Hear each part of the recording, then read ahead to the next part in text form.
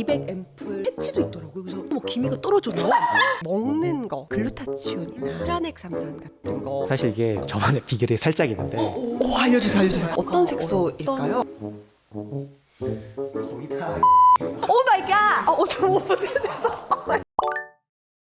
디마프 친구들의 모든 대화가 이루어지는 곳 디마프 톡방에 오신 것을 환영합니다. 자기님들 우리 진짜 너무 오랜만이죠. 조금 새로운 프로그램 디마프 톡방으로 이렇게 찾아왔는데요. 앞으로 우리 디마프 톡방에서는 우리 자기님들의 피부 고민부터 삶을 더 빛나게 도와줄 그런 라이프 스타일에 대한 이야기까지 많이 수다 떨고 재밌게 이야기 나누면 좋을 것 같아요. 오늘 우리 자기님들과 함께 나눠볼 주제는요, 색소 침착인데요. 기미 때문에 얼룩덜룩 너무 신경 쓰여요. 여드름 때문에 흔적이 계속 울긋불긋 칙칙하게 남아서 너무 고민이에요. 사실 한국에서도 그렇지만 최근에 또 미국에서 우리 자기님들을 만나면서 비슷한 질문을 많이 얘기하시더라고요. 오늘 진짜 제가 색소에 대한 모든 것을 다 궁금증을 풀어드릴 건데요. 이 주제를 가지고 함께 이야기 나눌 게스트 두 분을 모셨습니다. 바로 우리 근거를 알려주는 의사 그나리 선생님을 모셨고요. 네, 제 동생 사만다님을 모셨습니다. 안녕하세요. 저는 근거를 알려주는 의사 그나리 김예입니다. 어려운 의학 논문이나 이런 데이터들을 샅샅이 파헤쳐서 정확한 의학적인 근거들을 알려드리고 있어요. 안녕하세요. 저는 디마프 레지나님의 말 안 듣는 동생 사만다입니다. 저는 제가 여기 오늘 솔직히 왜 초대됐는지 진짜 잘 모르겠거든요. 근데 와서 보니까 주제가 색소 침착이더라고요. 사실 제가 이제 우리 선생님은 당연히 제가 평소에도 궁금한 거 의학적으로 이거 진짜 피부에 도움되는 거 맞아요? 이런 거 물어볼 때 정말 되게 귀찮게 제가 항상 연락을 드리는데 우리 사만다님은 사실 제가 알고 있는 분 중에 색소가 가장 많아요.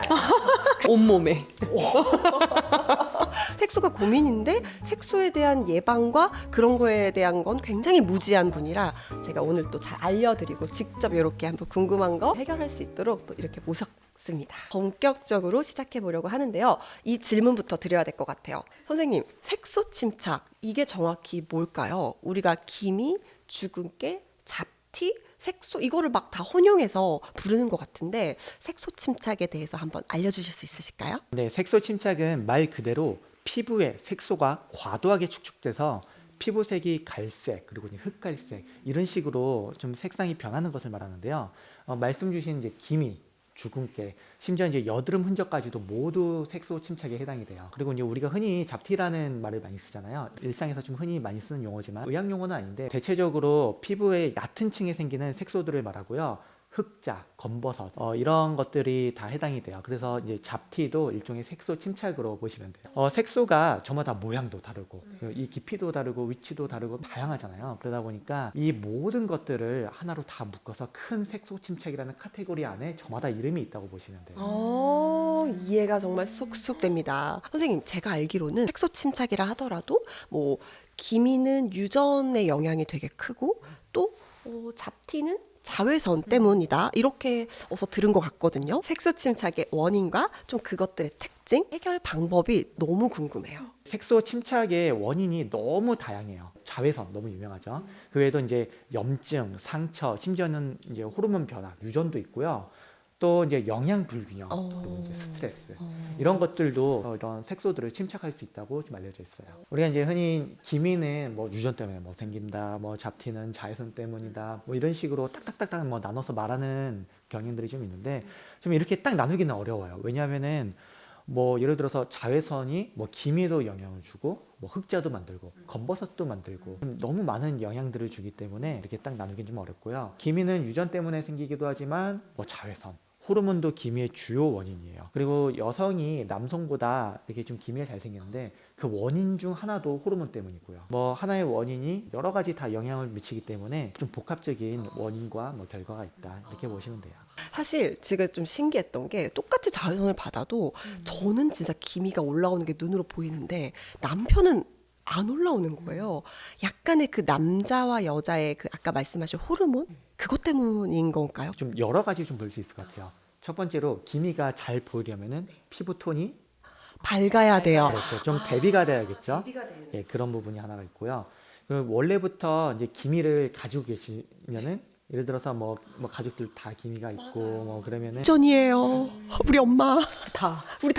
우리 식구 다. 또 호르몬 같은 경우는 어디서 좀 두드러지게 나타나냐면은 좀 임신했을 때 임신 이제 후반기로 갈수록 이제 네. 기미가 나타나는 이런 경우들도 있고요. 뭐 호르몬제들 뭐 이런 것도 다 영향을 줄 수가 있어요. 갑자기 궁금한데 혹시 술도 원인이 되나요? 술도 원인이 좀 간접적으로 다 될 수가 있는데 이런 내부 장기의 좀 기능 저하들도 어쩌면 색소 침착의 원인이 될 수 있지 않을까. 그렇다면 뭐 사실 이래저래 술도 먹으면은 뭐 우리 몸에 여러 가지 스트레스도 주고 뭐 기능도 영향을 장기적으로 줄 수 있고. 먹으면 행복해지면 스트레스 아니잖아. 애주가입니다. 술 좀 생각이 나세요? 또 그럼요. 맨날 생각이 아이고. 나네요. 술 생각 자체가 이미 알코올 중독이에요. 오 마이 갓! 저 어떻게 됐어? 이게 나중에 좀 그러니까. 보셔야겠어요. 그러니까 좀- 알코올 그 중독 제가- 온라인에 가면은 뭐 이렇게 맞습니다. 좀 테스트하는 거 있잖아요. 네. 한번 해보셔야겠어요. 그쵸. 안 먹으려면 안 먹을 수 있어서 중독은 아니라고 생각해요. 생각이 이게 난대요. 생각이 나는 것 자체가 이미 조금 경계를 하셔야 돼요. 그러니까요. 그래서 제가 상상도 오늘 못해. 그래서 모셨습니다. 여러 가지 여러모로. 네, 어쨌든 잠시 빠졌고요. 어느 순간 이렇게 괜찮다가 꺾여요. 맞아. 그때부터는 끝없는 다 추락. 진력이 내고 알코올 중독은 번호로 꼭 전화하셔서 치료 받으시길 바랍니다. 그러면 제 색소 침착은 어떤 색소일까요? 어떤 종류일까요? 사실 이게 좀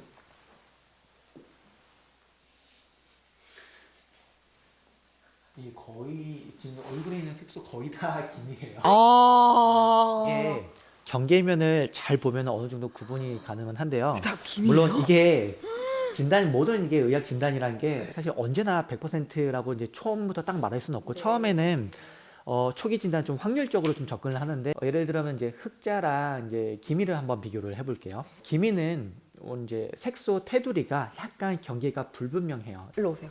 보세요. 불분명해. 오, 불분명해. 불분명해. 엄청 불분명. 오, 불분명해. 좀 불규칙적이고 색이 잘 보시면은 옅은 색 갈색이에요. 맞아요. 맞아요. 옅어. 진하진 않아요. 근데 뭔가 옅은데 되게 너랑 비슷하다. 이거 엄마 때문이네. 유전이네, 유전.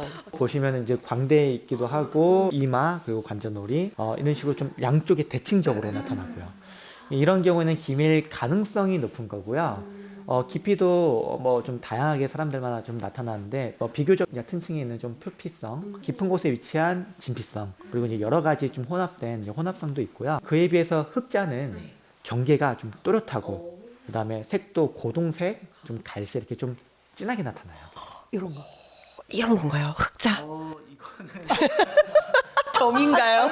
너무 막 섞여 있고 정황으로 좀 따져봤을 때도 기미는 여름에는 좀 심해지고 좀 겨울에는 좀 괜찮아지고 맞아요. 이런 패턴을 계속 반복하면서 맞아요. 계속 유지되는 잘 없어지지 않는 형태로 남아가지고 이런 정황이 있으면은 기미일 가능성이 높아요. 이제 변하는 양상도 보고 하면서 진단이 또 바뀌기도 하지만 지금 있는 거는 좀 기미일 가능성이 높아 보이네요. 너무 가슴 아프다. 기미라고 이게 뭔가 명칭을 들으니까 진짜 이게 정말 40대가 된 느낌? 우겼거든요, 열심히. 죽은 깨다. 나는 죽은 깨다. 죽은 게 좀 더 어려 보이고, 기미는 약간 나이 들어 보여서. 나는 진짜, 오늘 뭔가. 그럼 선생님, 이 많은 색소 침착들의 그 해결 방법을 너무 다양하고 복합적이지만 그럼에도 한번 조금 설명을 해주시면 어떨까요? 해결 방법은 원인을 예방하는 게 가장 좋은 해결 방법이에요. 근데 물론 이제 임신 또 이제 노화 이런 것들을 예방하는 게 좀 어렵겠죠. 어려워요. 이렇게 좀 어려워요, 네. 그럼 우리가 좀 손쉽게 해결할 수 있는 예방 방법은 자외선 차단. 이게 가장 쉬운 방법이죠. 이제 자외선이 세지면은 세지면? 우리 몸에서 멜라닌을 막 많이 만들어내요. 근데 얘네들이 만들다가 남아서 뭉쳤어요. 그럼 이게 이렇게 뭉치게 보이는 뭉치게 거죠. 보이는군요. 예, 예. 약간 그거네요. 막 햇빛이 막 너무 세. 그러면 피부가 보호해야지 이러면서 뭔가 우산을 피는데 걔가 까만색이야. 뭔가 이런 걸까요? 예, 그런데 이게 꼭 햇빛만 보는 게 아니라 뭐 이런 여드름 흉터 같은 경우도 이제 그런데요. 이제 염증이 생겨서 염증 후에 과색소 침착이라고 하거든요. 자극이 왔을 때 햇빛이 너무 셌을 때 얘네가 좀 더 올라오고 뭉치고 잠깐 이제 아까 제가 슬쩍 들었거든요. 아까 멜라닌을 멜라토닌이라고 해서 졸린 거라고. 제가 들었는데 멜라닌 색소하면은 이미나 뭐 이런 데만 있는 게 아니에요. 사실 우리 피부가 다 이제 멜라닌 색소가 다 이미 있는 거예요. 전체적으로 이제 피부를 다 싸고 있는 우리 몸을 보호해주는 색소입니다. 오히려 네. 멜라닌이 없으면은 없는 게 또 병이에요. 적당히 우리 환경에 맞게 나이에 맞게 있는 게 딱 좋은 거고요. 오, 졸린 거 아니에요? 아니요. 처음 개념을 이해한 것 같아요. 저도 이제 피부과 가서 사진 찍는 거 선생님 아시죠? 아, 예, 그 예. 저의 깊이까지 모든 것을 찍는 그 사진. 그 제가 기미가 쫙 깔려 있는 거예요. 선생님이 그러더라고요. 이건 조금 피부를 자극한다거나 햇빛을 보면 이거 올라간다. 그러니까 올라갑니다. 되지 않도록 조심하세요. 라고 하셔가지고. 그 과다한 자극, 우리가 이제 스크럽을 하는 것도 자극이고, 뭐 미세먼지나 이런 것도 하나의 전부 다 이제 자극이 될 수 있고요. 물론 이게 이 중에서는 뭐 의학적으로 좀 밝혀지지 않은 것들도 있긴 하지만 뭐 조심해서 나쁠 건 없다. 그래서 기미가 이렇게 속에 좀 숨어 있는 분들, 이런 분들은 확실히 조심하시는 게 좋겠네요. 그래서 그때 선생님이 그렇게 저한테 이렇게 스크럽 하지 말라고 했던 게 제 사진을 보니 기미가 쫙 깔려 있으니 조심해라라고 하셨던 것 같네요. 얘보단 제가 좀 깨끗하죠. 얘보단 조금 제가 그래도 조심하기 때문에 아닌가? 밖으로 보이는 거는 이제 당장에는 그럴 수가 있는데 사실 안에는 또 어떤지 몰라가지고 몰라가지고 너무 내가 이길 수도 있어. 어릴 때는 색소가 계속 있긴 했지만 확실히 40 딱 넘어가니까 저는 사실 보습도 정말 잘하고 자극도 진짜 안 주고 되게 잘 가리는데도 내 컨디션에 따라서도 올라왔다가 찌텄다가 막 이렇게 하더라고요. 이걸 관리할 수 있는 좀 더 추천해 주시는 뭔가 좋은 방법? 그런 게 있나요? 사실 피부가 너무 좋으시고 너무 젊어 보이셔가지고 영포티. 사실 우리가 이제 이런 관리라는 게 좀 꾸준히 하는 게 제일 중요하거든요. 그래서 이제 꾸준히 지금처럼 이제 자외선 차단제 잘 발라주시고 근데 알면서도 맨날 안 바르고 제가 선크림 맨날 주거든요. 근데 주는데도 많이 바르기 시작했어요. 두 분 다 선크림을 같은 걸 쓰시거든요. 제가 드려가지고. 근데 어떻게 이렇게 다른 결과가 나오는지 전 참 궁금해요. 피부가 선생님 보세요. 너무너무 건강하고 빛나고 아름답잖아요. 같은 영 하신 거 아니야? 비슷할 거예요. 너무 궁금해. 선생님 어떻게 바르세요? 사실 이게 저만의 비결이 살짝 있는데 오, 알려주세요. 이런 거 좋아요. 제가 이제 영양제 개발을 좀 연구를 많이 하잖아요. 집에 가면은 비타민들이 많아요.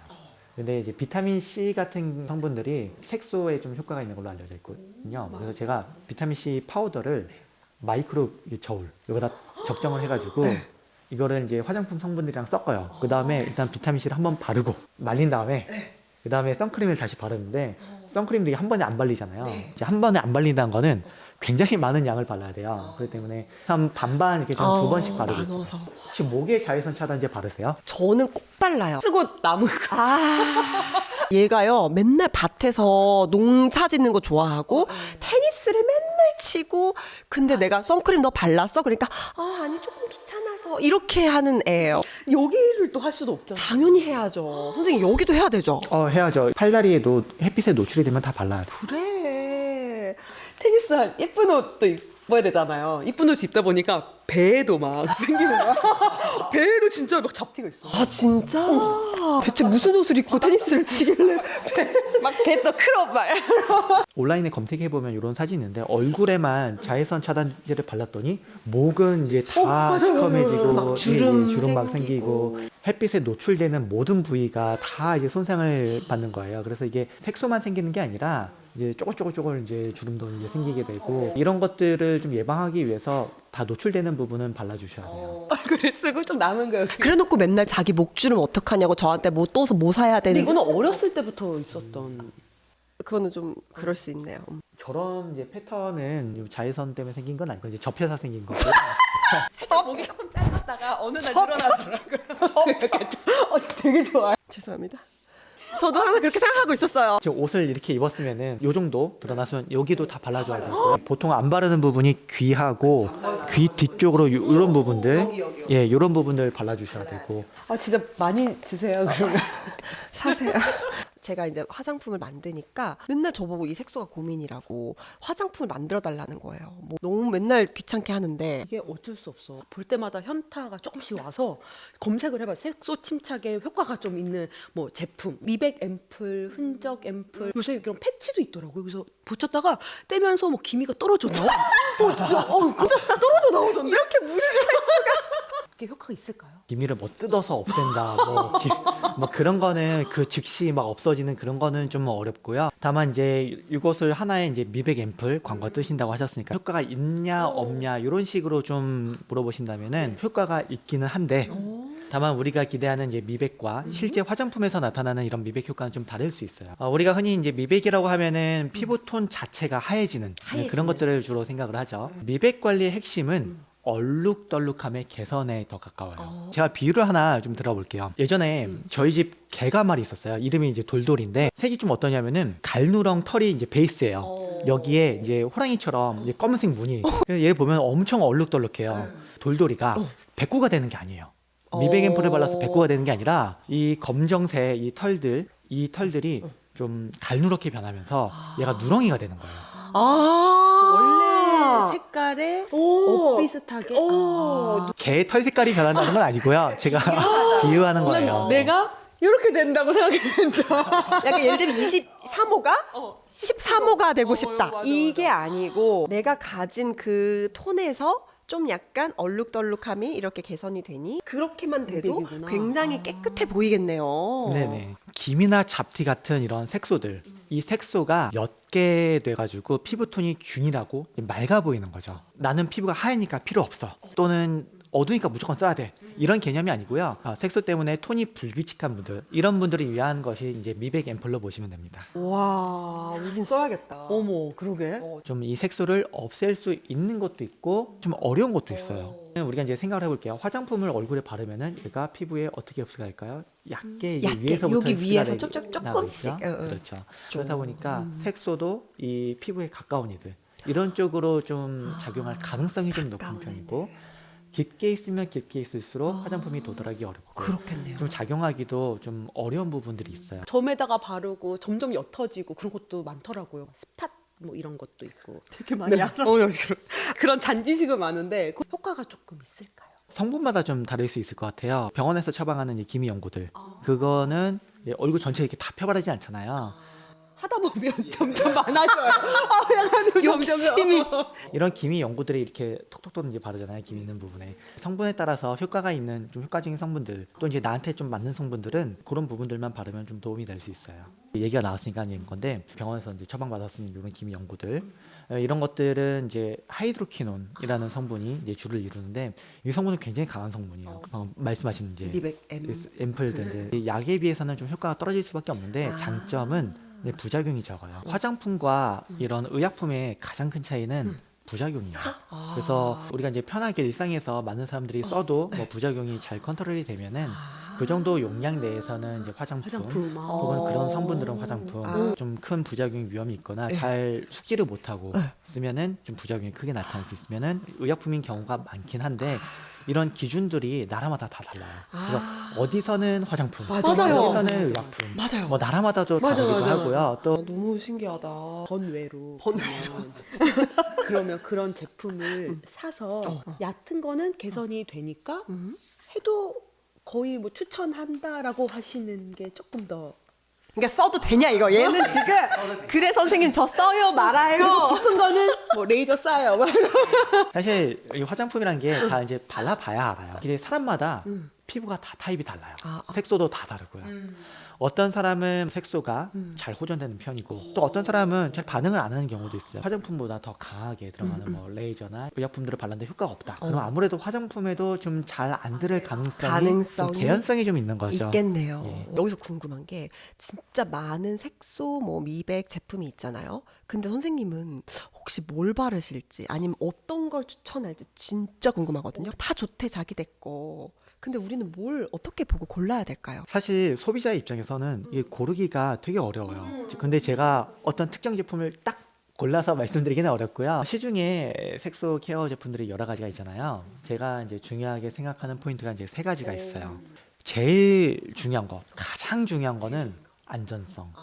독성이 없어야 돼요. 제가 하나 사례를 말씀드릴게요. 2014년에 일본에서 있었던 일인데 소비자의 집단 소송이 한번 있었어요. 네. 한 화장품 회사가 이제 로도데놀이라는 미백 화장품을 낸 거예요.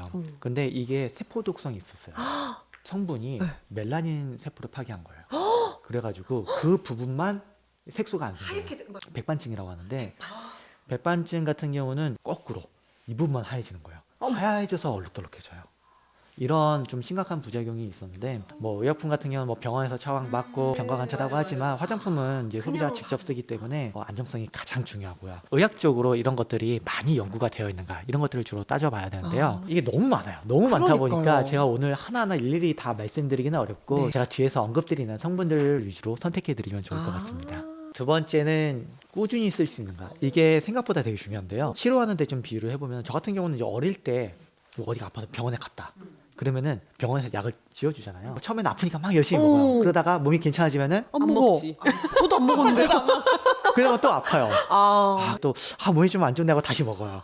그러면 이게 치료가 됐다 안 됐다 이러면은 이제 의사가 기대하는 만큼의 성과를 좀 내기가 어렵죠. 미백도 똑같다고 생각하면 돼요. 막 열심히 바르다가 귀찮기도 하고 따가워서 맞아. 또 이제 간지러워서 맞아. 내 빨개져. 피부에 안 맞나? 맞아. 뒀다가 또 아닌 것 같아 또 다시 바르고 이제 연구에서 보면은 뭐 석 달 효과가 어떻다 뭐 이런 식으로 하는 건데 이게 굉장히 통제된 실험이거든요. 통제됐다는 것은 설계할 때 방법 그대로 따라주는 건데 실제로 우리가 바르면은 정확히 따르지 않아요. 그렇죠. 맞아. 그러면 효과가 반도 안 나는 경우도 너무 많죠. 그래서 효과가 없다고 느끼는구나. 할 거면 정말 제대로 괜찮은 걸 꾸준히 매일 바르는 게 효과를 볼 수 그 있겠네요. 농도가 좀 센 게 있고 약한 게 있고 뭐 화장품도 그렇잖아요. 뭐가 맞아요. 무슨 성분이 들어간 게 뭐 이만큼이 들어갔다. 이만큼이 들어갔다. 우리가 이제 흔히 되게 세다고 하면은 효과가 되게 좋을 것 같은데 제가 방금 말씀드린 꾸준함 사용 요거가 좀 상충이 되는 부분이 있어요. 굉장히 많이 쓰는 그 미백 성분 나이아신아마이드 이 성분 같은 경우는 2% 정도에서는 자극감이 거의 없는 편이에요. 그런데 농도가 4%, 5% 올라갔다. 농도가 2배가 올라갔으니까 네, 네. 효과가 돼야지. 절대 그렇지 않아요. 2배가 되는 게 아니라 효과는 이제 조금 오르는데 부작용은 엄청나게 오르요. 부작용. 물론 어떤 사람들은 4%에서 뭐 부작용이 안 나타나면은 뭐 4% 바르고 효과 조금 더 보는 게 낫죠. 그런데 무조건 욕심내서 고용량만 찾기보다는 자극 없이 꾸준하게 사용할 수 있는 것을 선택하는 것이 좋다. 아니 근데 또 너무 아무 느낌이 없으면 그게 어떻게 보면 자극 없이 꾸준하게 바를 수 있는 건데 느낌상 효과가 없는 것 같은 거예요. 눈으로 안 보이니까. 그래서 따갑고 가려운 게 피부 세포가 자라나고 있는구나. 약간 그렇게 생각해서 초반에는 진짜 열심히 참았거든요. 세포가 자란다는 이런 말도 안 되는 소리를. 자극이 굉장히 심한 성분들은 나중에 이게 좀 치료가 필요할 수도 있기 때문에 너무 참지 마시고요. 하지 마세요. 자극이 좀 없는 것을 꾸준하게 쓰는 게 좋아요. 세 번째는 복합적인 원리로 접근하는가. 우리가 이제 색소 생길 때 색소가 생기는 길이 한계가 아니에요. 어디를 이제 끊어주느냐 이런 것들이 중요해요. 예를 들어서 제가 방금 말씀드린 이 나이아신아마이드 색소가 피부 세포로 전달되는 이 중간 과정을 막는 원리예요. 유용성 감초 추출물이라는 성분도 있는데 색소 공장이 작동하는 것 자체를 좀 방해를 해요. 이렇게 원리가 다양하다 보니까 이런 것들 복합적으로 썼을 때 서로 다른 길목에서 동시에 차단하는 효과도 볼 수가 있어요. 사람마다 작용하는 성분들이 달라요. 누구는 이 성분이 잘 작용하고 누구는 저 성분이 잘 작용하고 근데 이걸 좀 섞어서 바르다 보면은 아무래도 여러 가지 복합 성분이 들어있다 보니까 좀 실패할 확률이 그만큼 낮아지게 됩니다. 다 쓰고 신기하다. 그러니까. 복합적으로. 우리 방금 성분에 대해서 이야기했는데 색소 침착에 정말 도움되는 그런 성분들 너무 궁금하거든요. 왜냐하면 우리가 또 성분을 제대로 알고 뭐가 좋은지를 알아야 우리가 또 잘 고르고 피부 주도권을 찾을 수 있으니까 선생님이 한번 설명을 해주시면 좋을 것 같아요. 제가 지금 피부과 교과서를 보여드릴 건데요. 피부 색소 개선을 위한 기능성 화장품이라는 제목인데 지금 여기 보여드린 것처럼 미백 성분이 많고 여기 있는 성분들이 전부 교과서에 실릴 만큼 굉장히 연구가 많이 된 성분들이에요. 이건 말고도 성분이 굉장히 많아요. 근데 이게 좀 대표적인 성분이다 이렇게 봐주시면 되고요. 잘 보면은 우리한테 비교적으로 좀 친숙한 성분들이 있어요. 이 나이아신아마이드도 있고 비타민 C 요게 있는데 이 두 가지를 먼저 설명드릴게요. 이 나이아신아마이드는 비타민 B3예요. 앞서 설명드렸듯이 멜라닌 색소가 만들어지면은 색소가 피부까지 움직여야 되죠. 이제 이 배달 과정, 요거를 이제 막아주는 거거든요. 물류기지를 막아서 택배를 마비시키는 거예요. 멜라닌이 퍼져가는 게 좀 막아지는 거죠. 비타민 C는 이제 워낙 유명한 항산화 성분이죠. 자외선이 피부를 막 때리면은 피부에서 활성산소라는 게 생겨요. 이 활성산소가 피부의 세포들을 공격하는 거예요. 비타민 C가 하는 역할은 이때 이 활성산소로부터 세포를 보호해줘요. 이것이 바로 항산화 작용이에요. 멜라닌 색소가 만들어지는 이 공장에 가서 방해를 하는 작용도 해요. 이것도 하나의 중요한 작용입니다. 또 이제 제가 관심이 있는 성분 중에서는 유용성 감초 추출물이라는 게 있어요. 이 성분은 멜라닌 생성 효소를 억제하는 작용이 메인이고 멜라닌 생성 유전자의 이 발현을 조절하거나 또 이미 생성된 멜라닌을 분산시키는 그런 역할도 하기 때문에 여러 가지 경로에서 작용을 하는 다기능 특공대 이렇게 생각해 주시면 돼요. 아니 선생님 이거 그 제가 아는 그 약방의 감초 그 감초인가요? 예, 감초 맞습니다. 그 감초구나. 이거 메이드 인 코리아인가요? 잘라주세요. 네, 잘라주세요. 사실 오늘 그 감초 역할로 부른 거거든요. 오늘 이름은 유용성 감초 추출물이라고 할게요. 또 관심이 가시는 성분 중에 하나라니까 많은 관심 부탁드립니다.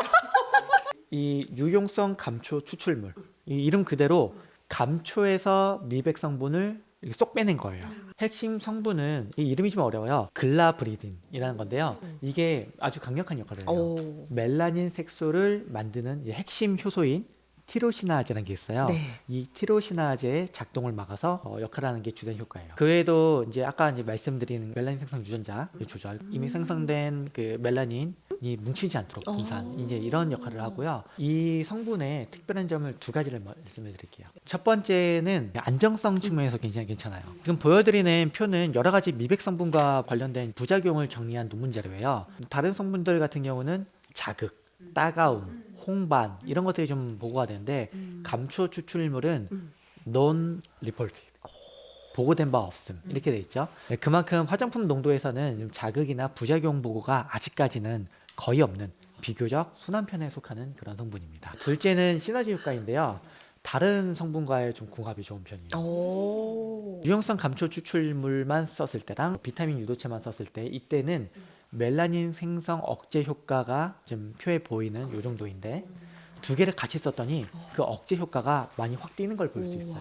반면 이제 알부틴 워낙 네, 유명한 성분이기도 워낙 하죠. 예, 알부틴 같은 경우는 비타민 C 유도체와 이런 시너지 효과가 잘 안 나타날 것으로 좀 예상이 되고 있어서 유용성 감초 추출물은 이렇게 좀 다른 성분들과 시너지가 좋은 셈이죠. 그러면 이렇게 안정성도 있고 뭐 이것저것 다 잘 시너지도 어울려서 너무 좋고. 너무 좋은데 얘를 약간 되게 메인으로 한 이런 성분은 못 본 것 같거든요. 저도 이제 국내에서는 잘 안 보이더라고요. 아마 좀 제형 안정화 때문에도 그럴 가능성이 있다고 생각을 하는데 유용성 감초 추출물은 유용성 이제 기름에 녹는 성분이거든요. 그 유용이 아니고. 나그 흔히 쓰는 이제 앰플이나 세럼 이런 것들은 물을 베이스로 하는 경우가 많아요.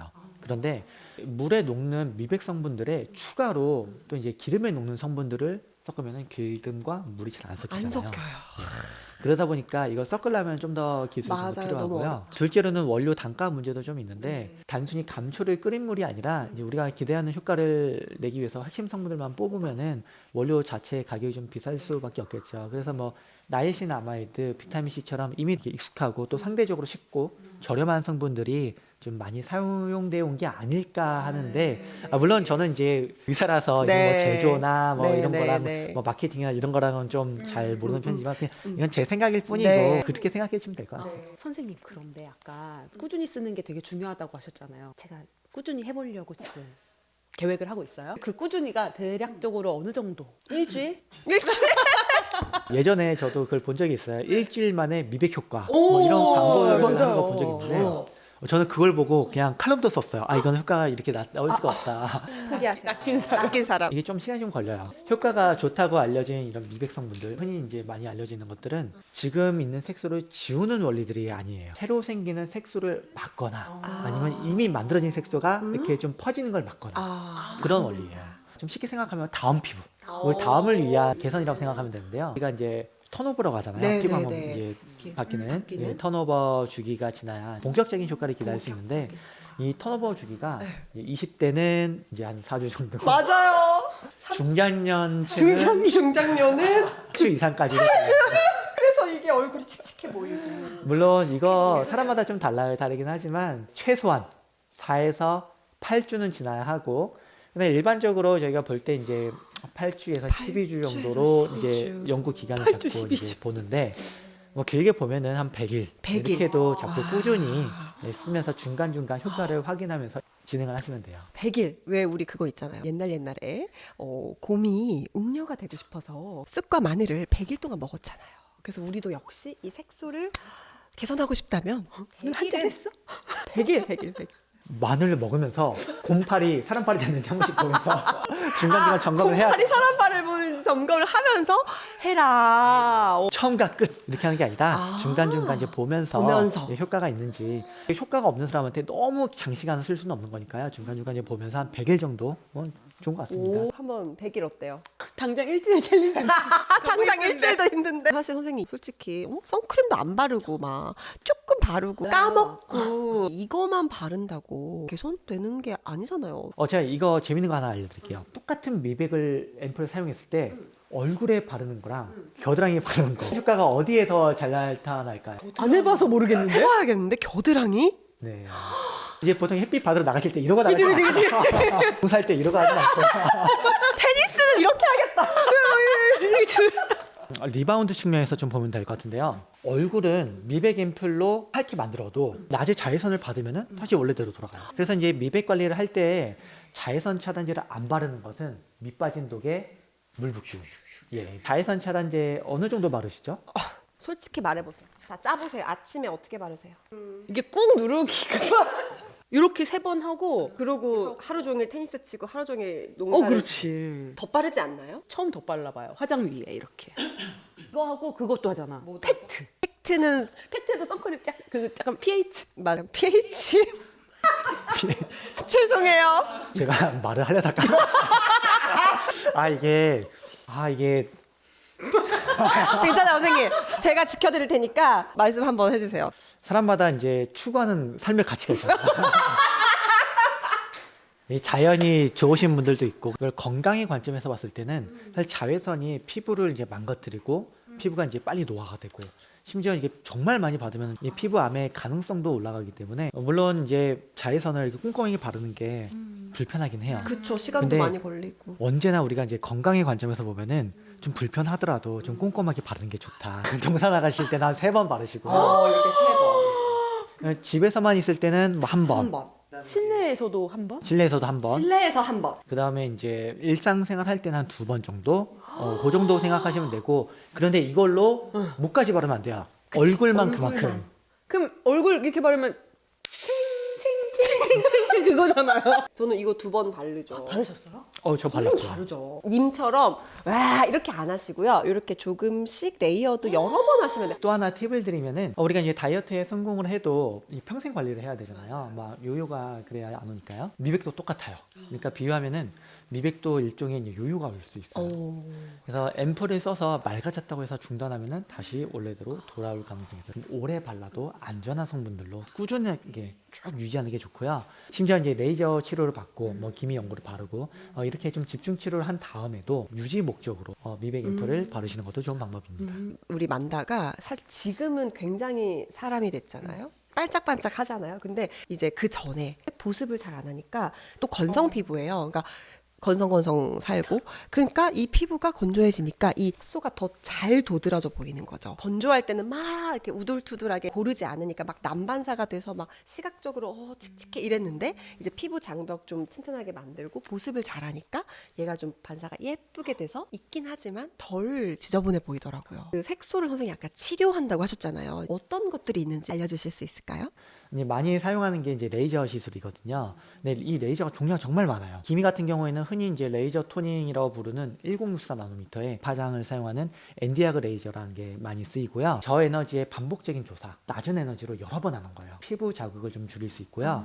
멜라닌을 좀 안전하게 분해해서 현재의 침착된 색소를 좀 개선하는 효과가 있다고 보시면 돼요. 반복적으로 하다 보니까 뭐 10주 이상씩 또 하고 그러다 보니까 좀 번거로울 수 있어도 좀 안전한 편에 속하고요. 뭐 그 외에도 뭐 색소의 종류, 깊이에 따라서 뭐 루비 레이저, 피코 레이저 등등 뭐 굉장히 너무 많아가지고 이거는 뭐 병원마다 또 의사의 처방마다 이렇게 레이저는 어떻게 쓸지 좀 다를 수가 있습니다. 선생님이 말씀해주신 레이저 토닝을 저도 꾸준히 받고 있거든요. 사실 그걸 받으면 살짝 민감해지고 건조해지더라고요. 저도 레이저 받고 나면 보습을 정말 신경을 평소보다 2~3배 열심히 해주거든요. 한 2주 정도 지나면 좀 맑아 보이네 하는 게 확실히 있었던 것 같아요. 언니가 레이저를 받고 오면 항상 이게 시뻘게 가지고 막 시뻘개지세요? 사실은 그거만 받은 게 아니어가지고 그건 나중에 레이저 받고 이렇게 오면은 막 헉, 뱀파이어 같이. 햇빛을 안 봐요. 저는 그래서 한 2주 동안은 안 진짜 조심하고 아침에 일찍 나가서 늦게 들어오거나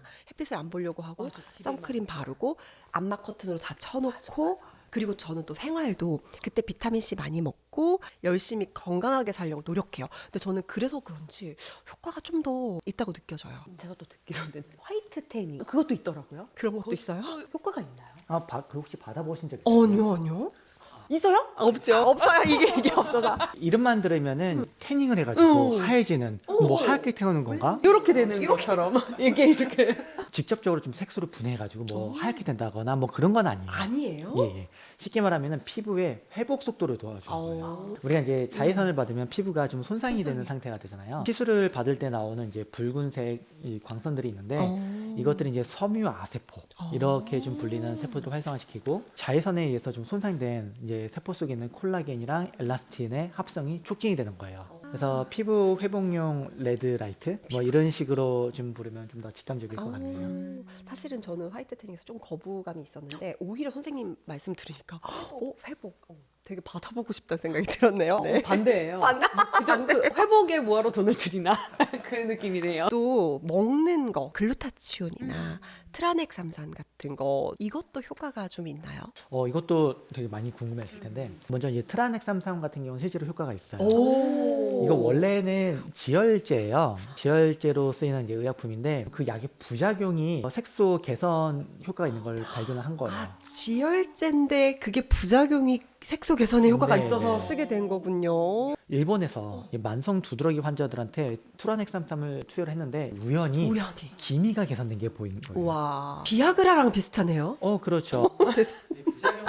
우와. 근데 지혈제라고 하면 뭐가 좀 찜찜하잖아요. 그쵸. 좀 무섭기도 예. 하고 피가 이제 피가 막 뭉칠 것 같고. 그런데 실제로 기미 개선으로 사용할 때는 지혈제로 쓰는 용량보다는 대체로 기미 치료에는 더 낮은 용량을 써요. 낮은 용량에서는 부작용이 뭐 크게 없다고는 보고가 되기는 하는데 네. 그래도 이제 지혈제다 보니까 뭐 뇌경색, 심근경색, 뭐 혈전 정맥염 이런 병력이 있는 분들은 안 드시는 게 좋고요. 경구 피임약을 트라넥삼삼이랑 함께 드시는 것도 이런 좀 혈전, 색전증의 위험이 증가할 수 있어서 피임약을 드시는 분들도 좀 피하는 게 좋을 거라고 생각이 됩니다.